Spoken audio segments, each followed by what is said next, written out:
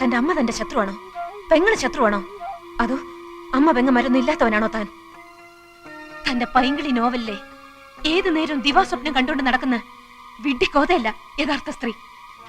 ഒരു പുരുഷനും യഥാർത്ഥ സ്ത്രീ അറിയില്ല, അവളുടെ മനസ്സറിയില്ല. IAS കാരനായ കളക്ടർ മുൻപിൻ നോക്കാതെ എന്നെ സസ്പെൻഡ് ചെയ്തു. കാരണം സ്ത്രീ അറിയാനുള്ള പഠിത്തം ആ ഇഡിയറ്റിനുമില്ല. എന്തുകൊണ്ട് ഞാൻ ഇയാളെ പൂട്ടിയിട്ടു? പൂട്ടിയിടുമ്പോ എന്റെ മനോവികാരം എന്തായിരുന്നു? അത് ചോദിക്കാനുള്ള ബുദ്ധി പോലും അയാൾക്കില്ല.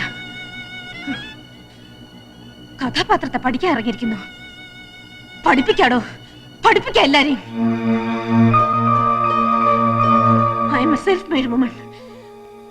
ഒരുത്തിന്റെ ഔദാര്യം ഇല്ലാതെയാണ് സ്വയം ഈ നിലയിലെത്തിയത്. ആരും എന്നെ തോൽപ്പിക്കാൻ ഞാൻ സമ്മതിക്കില്ല. എന്റെ തോൽവി ആഘോഷിക്കാൻ ഞാൻ